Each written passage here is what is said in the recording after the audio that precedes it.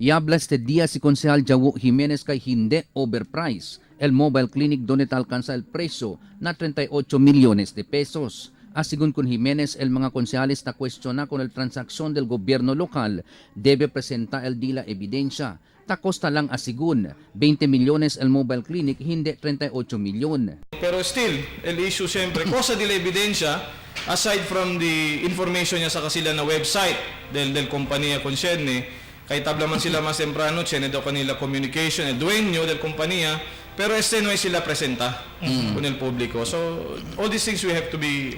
Durante el programa del Dateline Teleradio, mucho ta envía mensaje na text line del teleradio donde ta cuestiona el motivo di Konsehal Jimenez si porque él taman pusa gayot para aprobar lang con el mencionado proyecto. Considerando dudable kay apikihan niya el eleksyon. Tiene también ta cuestiona con el participación de Jawo Jimenez como un konsehal si porque él entramete con el proyecto del City Disaster Risk Reduction Management Office, siendo él un konsehal y se partaw el consejo con el mga opisina de gobierno lokal. El dato lang, no? Let's be, como un hombre, when we present an issue and we accuse other people of a claim, let's not backtrack from our statement. El di mio na aquí, I will definitely admit to the whole world, my interest kung este comprada is to support it and hopefully this will arrive at the soonest possible time para kita mas preparado.